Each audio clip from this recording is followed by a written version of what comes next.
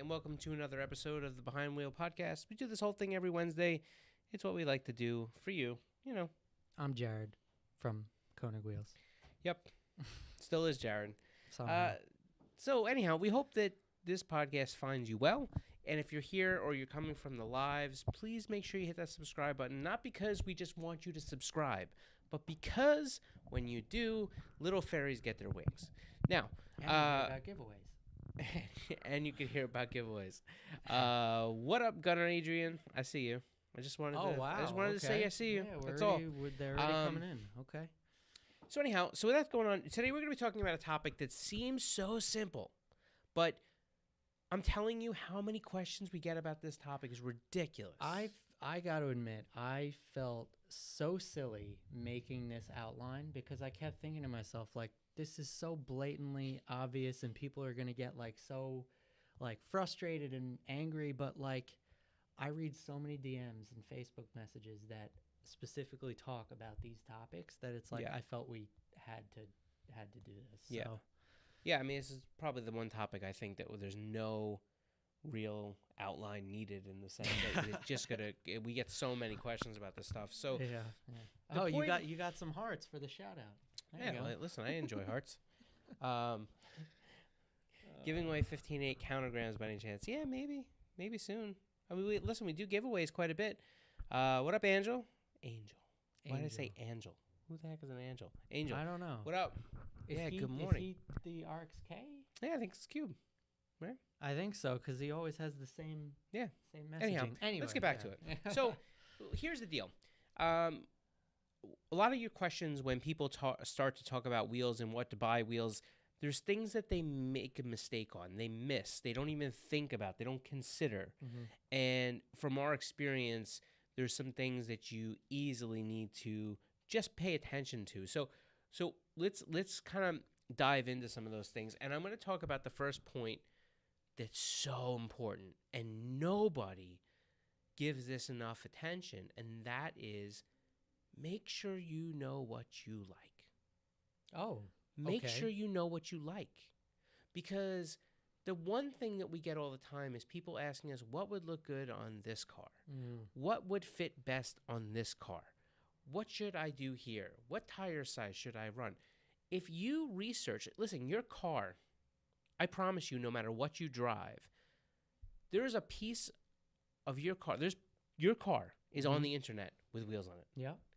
And most likely those people have gone the distance to say what size. I mean, what Fitment Industries has a whole gallery. That is a great example. They have a whole gallery.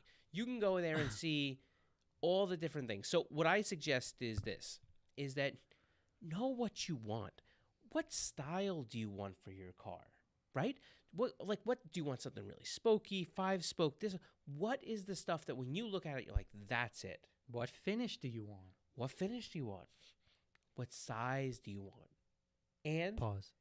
Well, I wasn't going to go there, but you have to. The Gunners are in the house. You have to pause. And in addition to that, what fitment are you looking for? We talk about fitments: flush, stance, this, that. Aggressive, tamed. There's so much. Find the setup that works best for you, that you think that's exactly what I want, and then find out what the specs are. If nothing else, it's an excellent starting point, and you won't feel so lost. You'll be looking for a wheel that's like this or could be like this, and you won't get... Plenty of times people get wheels and they think that they're, this is what I want for my car. They put them on the car and they're like, eh. Oh, it's happened to me, for sure. Yeah, it happens. It happens to everybody. It's not about brand or style, but a lot of times it comes down to fitment, color. Mm-hmm. You just miss on one of those things, and all of a sudden it's just not the right look for your car. And I'll add one more thing. On our Instagram and Facebook, for that matter, we make sure that when we post other people's cars, we always put the fitments and the sizing and the offset to help people like you figure out what you like and what might fit, et cetera, et cetera. So and it's something that we are trying to get better at, that when we get those photos, we're also trying to make sure they get put onto the website. If you look at our website, under the, you go to a hypergram page and you click on the media tab at the top, it will bring you all those pictures we have in the galleries. So we just have to do a better job at getting those pictures. Putting them on Instagram is great, but can we also get them, whatever? Yeah. And we should be doing that. We should be putting just a real quick small line on the bottom. Mm-hmm. Oh, a caption, Just basically says, 15 by 8, whatever it is, so that people can see that. Is this a podcast or an internal marketing meeting? We're both. We bring our friends along with us. There's no hiding here. We bring our friends along with us. So that's the first thing. Make sure you like your wheels. Number 2. Yeah. Which I think is pretty interesting. You want to take a stab? We have plenty of points. Yeah, we talk about this all the time. I have my notes on I don't know why he here. needs notes, but hey, look, what are you gonna do? I outline. I try to come prepared. He outlines. Let's see. I think the biggest question that I get a lot is about reaching out to us to buy directly. Yeah, I mean, look. I get it. I don't know that this is something you should consider or a mistake you make, but if you do contact us, you're most likely going to get a reply that says... Well, so the only reason that I'm considering it a quote-unquote mistake is just because, especially now with all the port congestion issues and our limited availability in terms of stock, it could potentially be a scenario where if you're reaching out to us as opposed to a dealer first to place your order, I mean, maybe you lose out on a set of wheels because you... Yeah, I mean, look, this is a subjective answer, I think. I think that it's hard for me to say no, whatever. I hear what Jared's saying. I know what he gets, and we do get a ton of questions about, can I just buy from you guys? We don't sell to the public. We're a manufacturer, Mm-hmm. So the answer is no to that. But I don't know that I would classify that as high up on the level of things that people make mistakes on. But I hear what you're saying. Well, I mean, I think the only other thing I would add to that is just that the reason I would consider it a mistake is because we have a dealer locator right on our website. Yeah, but you can't crucify the people. No, I'm not crucifying the people. I'm just trying to Jared basically just said, "Yo, if you don't go, I'm trying to promote our tools. If you don't go to pause. Oh, that's a pause. Yeah. If you don't go to the dealer locator, you messed up." He's basically saying, if you didn't go to the dealer locator, you messed up. All right, but look, let's get back to some mistakes that people do make when they buy their wheels. And I think one of those other things is not considering that just because, look, it is more than knowing what size you need, what offset you should get at a given width, and what diameter you need. You also need to consider that there's a brake caliper in there. Mm-hmm. There's too many people that use the trifecta of diameter, width, and offset as the, God-given facts. Right. Those are the only components, and there's nothing else. Right. I used to be that way for sure before I came here and really worked here and learned all about that stuff. That was me too, admittedly, for sure. I get it, and it's an easy trap to get stuck in. And, understand that what we're talking about here are things to make it easier for when you go to buy your wheels. Mm-hmm. These aren't for us. We know these already. But I will say this, is that there's plenty of people that argue with us every day because they'll say, oh, I want to get this wheel 18.5 and a 35 offset. Yeah. And we'll say, hey, what car do you have? And they'll say, oh, I have this. And we'll be like, that doesn't fit. And they're like, yes, it does. I have 18.5s on there at a 35 now. And we're like, okay, but it doesn't clear your brake. And they're like, no, it will because I have this offset. And that's just not it. Look, there's a caliper shape. And we've done videos like this on the channel where we've talked about, different things about how brake and caliper shape and spoke shape, they all play into a factor. It's the design component that people forget about. Absolutely. And when you do that, I would say that the biggest bummer for us is this. And it just happened the other day. Yep. Some dude or dudette, or, whatever, X, I don't know. Some person, human being, they go out and they buy their brakes. The brake kit that they may have always wanted. Yep. Right? Because, look, it would be silly to not understand and not really consume the fact that brakes in many cases are just as desirable component style-wise as wheels can be. Yep. I know that, I've done plenty of upgrades, and don't get me wrong, I do them for functional reasons. Mm-hmm. But if you give me the choice to pick a caliper color, I get very excited. Well, yeah. Right? I mean, that was me. That was me with the Baja. I had the Brembos, and I was like, oh, I was just putting it on for show. Right. Of course, they turned out to be the biggest pain in the ass. But Wow. yeah. So that was Jared's spec. right. Yeah. So, but for me, I think about it in the sense that I've done Willwood big brake upgrades before. Yeah. And they have a service, if you don't know this, that if you buy a brake kit from them, if you can wait a few weeks, you can get them custom colored. And they have a whole chart of the colors you can choose on their website in a little configurator. Caliper comes up. You could pick the logo color. There's 6 logo colors and different things. And the reason I say this is because if you're going to spend the money on a brake kit and they're saying, hey, you can get it any color you want, you're like, oh, hold on here. Hold the phone. What I'm saying is people go out and they spend all this money on the brake kit that they've always wanted. Right. And then they put their wheels on to realize that they don't fit. They just sort of expect that they're going to fit by default because they are wheels. And let me tell you the biggest mistakes that follow this realization. Mm-hmm. Grinding on your caliper. Grinding on the wheel. Do not grind on anything. In any sense of the form, don't grind on it. Unless you're at the club. Don't grind on it. So listen, here's the thing. If you're in that position where you have to remove metal from a given object that keeps your car stopping or keeps your car from nosediving into the road, don't.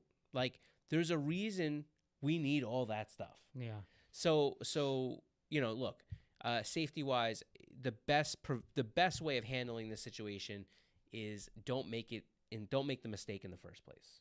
You know what I mean? Yeah. Don't make the mistake. Make sure that if you have any questions about a brake kit that you want, that you may want in the future, that you're looking for a wheel to fit, send us an email at fitment@konigwheels.com. We can help you determine if it will fit. We can also take a brake caliper template that you'll have from an aftermarket brake company, and we can plug it into a wheel that you're thinking about buying so that you don't have to worry about whether the wheel, when you buy it, will fit over your brake, right? And, a good thing is don't use just the verbatim line that's almost on every brake manufacturer's website. You'll see it. Usually fits with a 15-inch wheel. May fit with a 16-inch wheel. You've seen these things. We got a bug in here. Yeah. You've seen these things on the brake websites. And what I would say about them is we had a good example yesterday that came through where somebody's like, well, he was heartbroken. I felt so bad. So he bought a set of wheels. He has the wheels.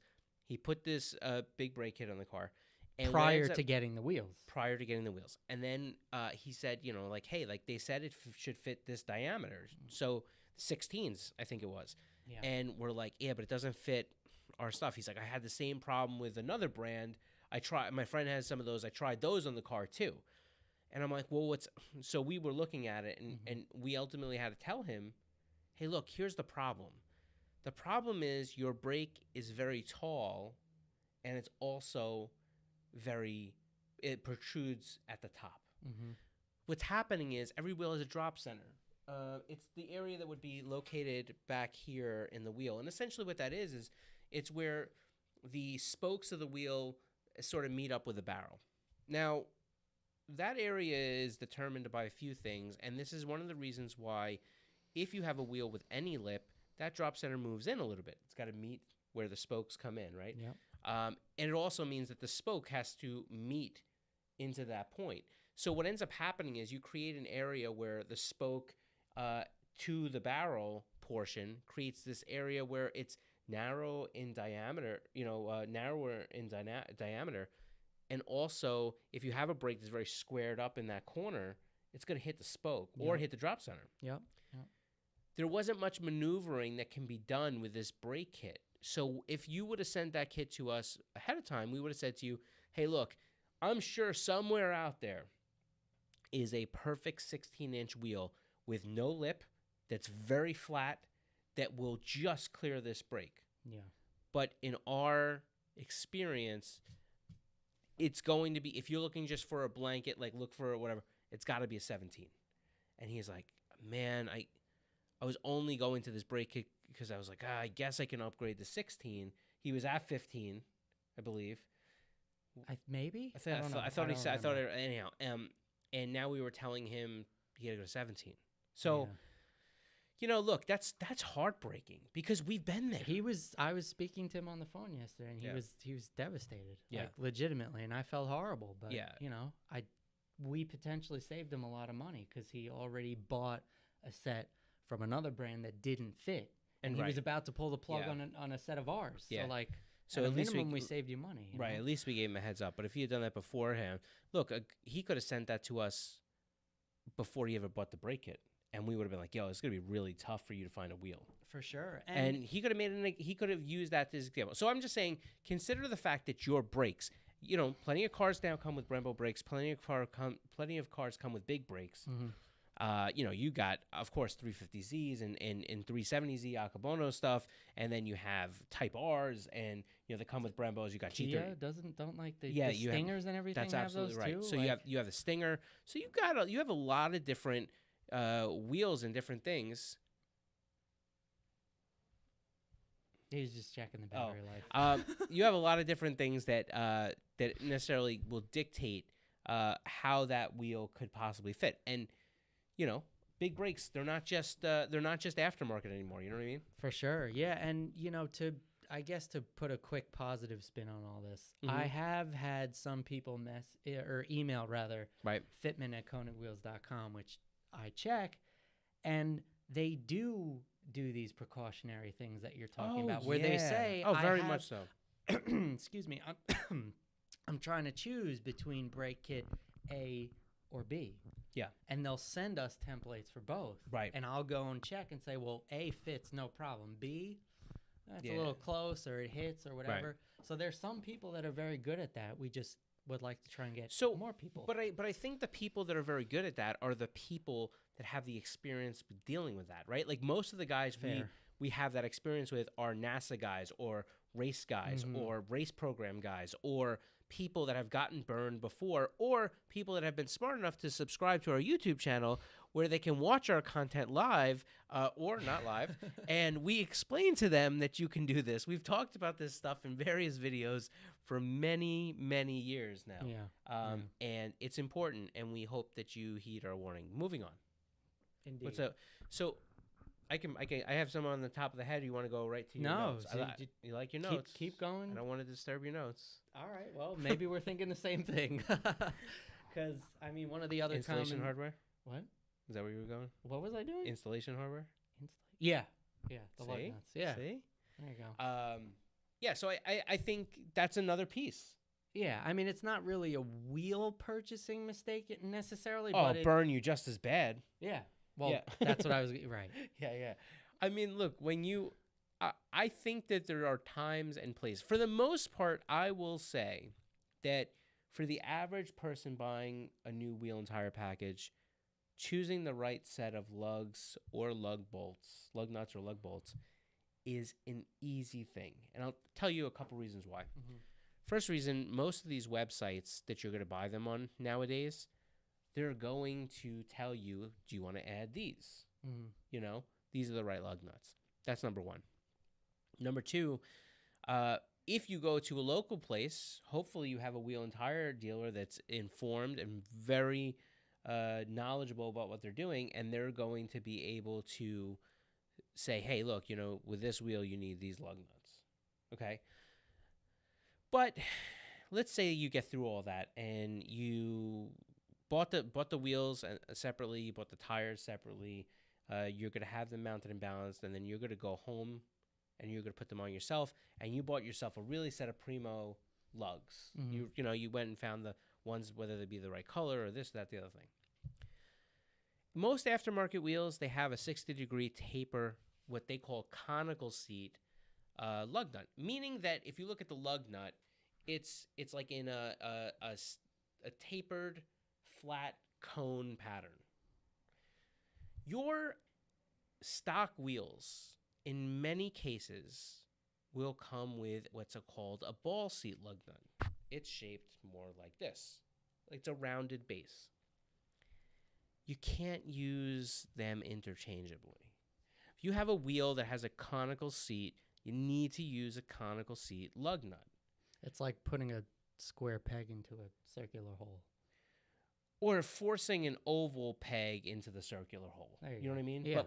But yeah, I mean, point still valid. Right. You know, look, the issue is that if you use a ball seat lug nut on a conical seat wheel, over time, and when I say over time, it could be a day or two, or it can be, you know, a little bit longer. Mm-hmm. What ends up happening is it essentially will vibrate and start to loosen up. And the first thing that's going to start to happen is, yeah, you may get some vibration or different things like that. But before you even get to that vibration, you're going to have this area where it's moving back and forth on the pattern and in the free space of the lug. And when it does that, what's going to happen is it's going to start to gall the holes and the tapered seat of the mounting pad. Right. And when it does that, your wheel is basically junk. There's no coming back from that. Once you distort the mounting pad, you're kind of done. So send it to wheel heaven. Right. So what you want to do is you want to make sure, and this is a safety issue.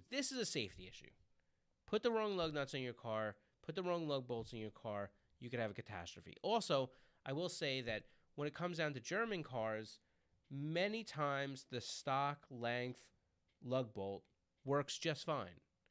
But if you have anything you've done, if you've put spacers on it, again, we don't condone them, but let's say you put spacers on it. Let's say you've done some sort of other modification, or if the wheel that you happen to buy, let's say it's not ours or whatever it may be, has a thicker mounting pad than your OE wheel, you may need to change the lug bolt size, and that's why they offer them in so many different options. Right.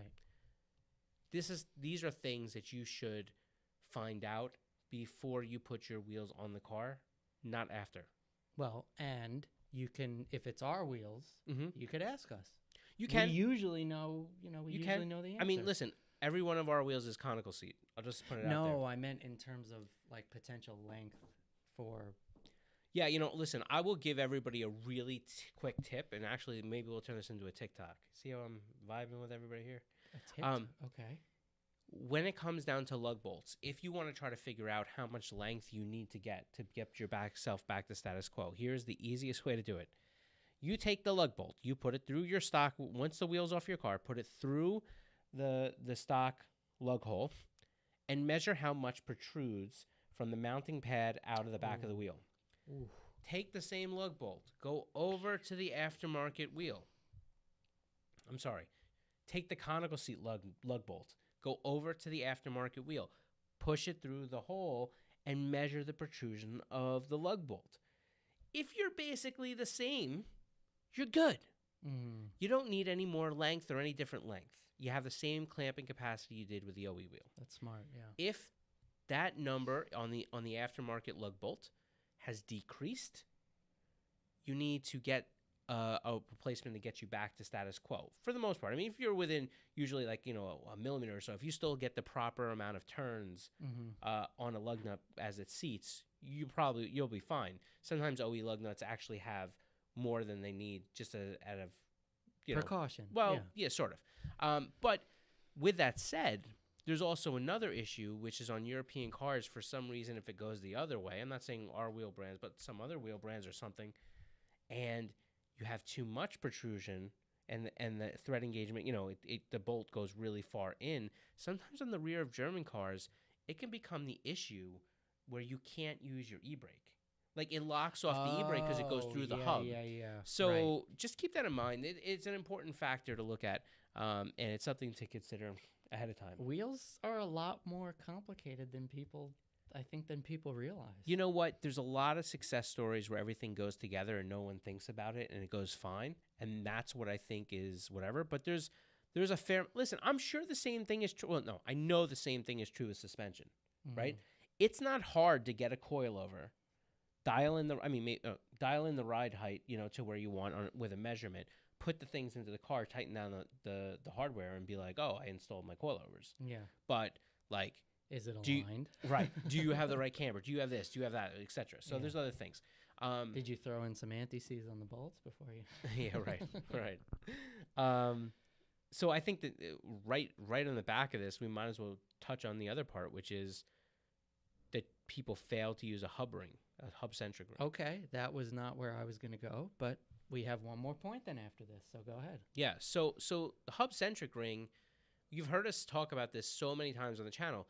It's not a safety or structural item, but so many times we get complaints about we're having a wheel vibration, and I've already been here. They rebalanced the wheel. It's not the wheel. I think the wheel's at a round, and you're like, have you used it yet? Well, not really. Well, wheels don't magically bend themselves. They just don't. They're metal. You've heard me say this. They're metal. They're not magic, but magic works both ways. You can't bend a wheel just from looking at it. So. Unless you're like Luke Skywalker or something. I don't think even he could do that. I'm pretty sure you were looking for like Superman or something, but okay. So with that said, I would say you need to be conscious about the fact that some of this vibration that you'll experience comes from a lack of a hub ring, comes from an absence of being able to achieve hub centricity. So that hub ring is a dowel pin. It's an alignment tool. You put it into the back of the wheel, and it makes sure that it is going to be hub-centric and centric to the hub every time you put the wheel on. It takes the equation out from having to try to use the tapered seat of the lug nut and try to get it aligned while gravity's pulling against you. Right. Yeah, look, it's just not a valid term, and I'm tired of people arguing with this. Like, it's just not a valid term. Use a hub-centric ring. It's cheap. It's easy. If you don't know where to go get them, we have them. Store.konigwheels.com. Most of the aftermarket sizes that are out there, they're going to be available on the store. We have them in aluminum for those race guys. We have them in plastic. We've had videos about this, so there's plenty of them there. Well, and if you don't know the size that you're supposed to get, you can ask us. Yeah, but unless you have a different manufacturer wheel, then what you can do is we can tell you the hub size of your car, but you're really going to need to ask them, hey, what's the center bore of this product? Right. For most of our stuff, it's going to be 73.1. There's a couple different instances. 66.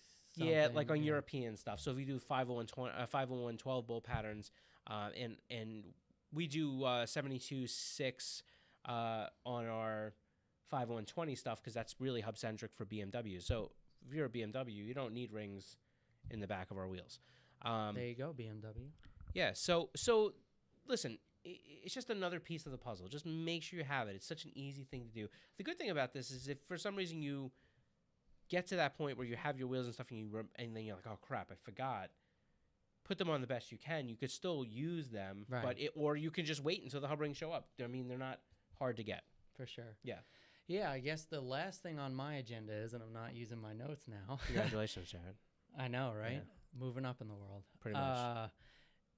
It's all about checking availability. And what I mean by that is it's not always necessarily the purchaser's fault. I think there are a lot of occasions where I think purchasers will go to the dealer and the dealer doesn't know how to check our inventory.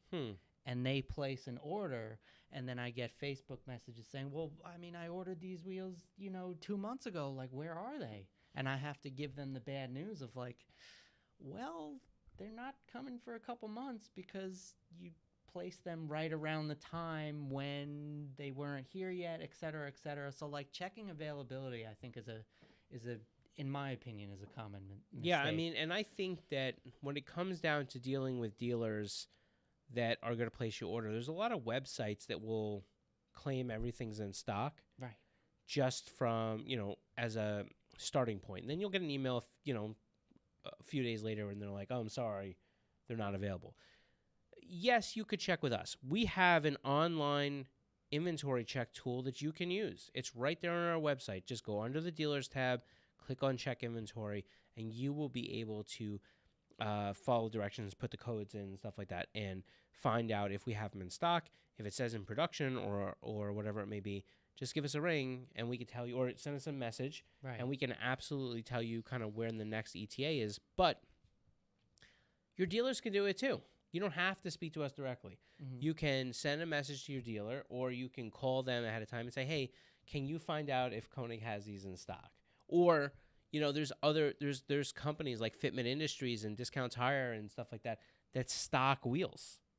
They may have their own supply. Or if you're in Europe, Wyborg Engineering. That's right. And if you're in Europe, you got Wyborg Engineering, which brings in a lot of wheels, and they're doing a wheel giveaway right now. So if you're in Europe and you're watching or listening, go over to our Instagram or go over to racingwheels.eu. Yep. Or Racing Wheels Europe, and you will be able to find out how you can get entered in this giveaway that they're doing, and it's only good until the end of November, so hurry up. For real. Yeah. We got anything else you want to talk about? No, that was really it. That's all Jared has. I think. Yeah. I'm going to throw one more in. When it comes down to buying wheels, please consider when you're going to use them, how you're going to use them, and the finish that you're going to choose. And the reason is because finish plays a little bit larger of a part than just the aesthetics. When you live in an area that has a lot of, harsh winter or rough environment, machined wheels, they're going to be less, they're going to be more prone to clear coat issues or having to be kept clean. They're going to be more maintenance. Now you say this even with ceramic coating?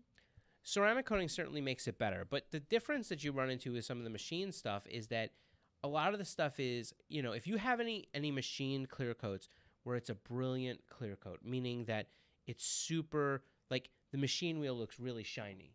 Yeah, I mean, but the hyperchrome is a paint still. Oh, okay. Right. But like the machine lip or something like that, Mm-hmm. when you do those brilliant machined finishes where they look really shiny and they don't look like that European, like matte dullness, generally what happens is, to get that, the wheel is painted, and then they machine the paint off, right?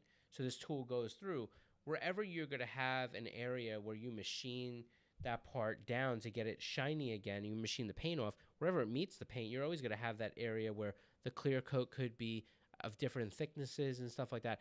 Anyhow, I don't want to get too technical with it, but what I will say is this. You live in a harsh area, you take your car off-road, you do anything where you're going to be in a lot of snow, or the roads the area you're in uses a lot of chemicals or different things like that, choose a painted wheel. A full painted wheel will serve you better for a longer period of time.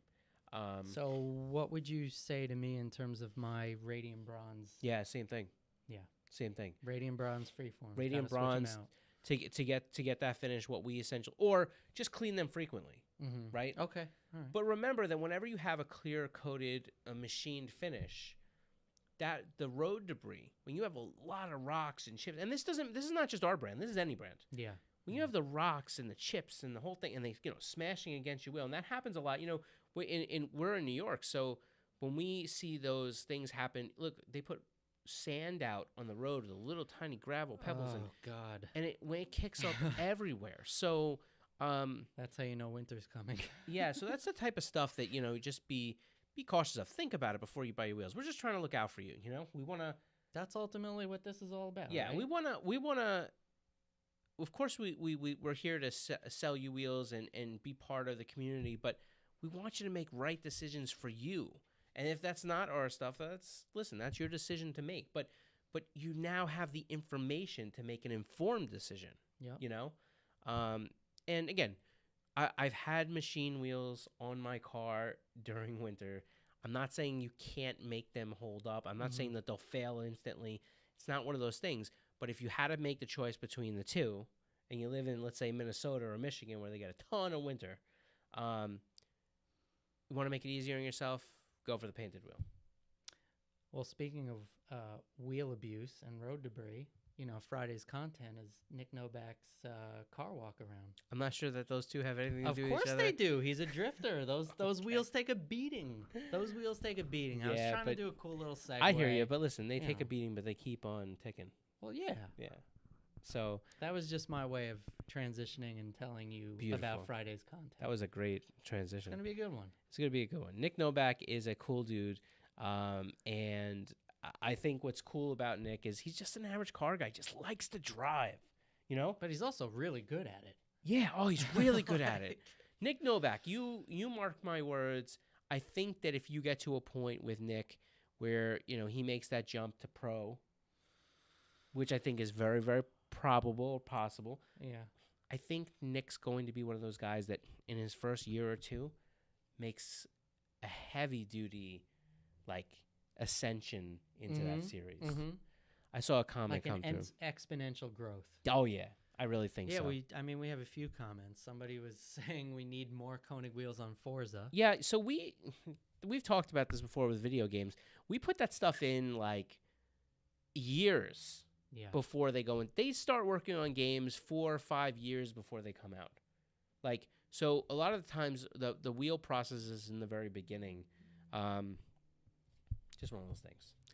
And then it's Angel says, with a brake setup like a Keys hatch, what spec would you suggest for a squared flush no camber look in a 16-inch hyperchrome countergram? It's hard, Cube, it's hard to pick. It's hard to do the brakes like that, right? Because every brake component is going to have a different thing to it. You have to, for me, if I'm building a car like that, I think what I do is, every time you pick a wheel and tire package, I say, try to figure out what tire size you want to run. It will help you figure out what size wheel you want to put on the car. If you're going for functional, especially in a race application, you want to figure out, all right, this is the size tire I need to run. This is the contact patch. This is what I need. Okay, what size wheel can I put in it? This is what will fit. Okay, cool. Now I got my wheel and tire package set up. It really comes which one comes first, and it depends. If you are in the point where you're calculating that you really need to have a very, very specific brake setup to accomplish the braking goals that you need, depending on what kind of driving you're doing, then you need to choose the brake and then look for the wheel.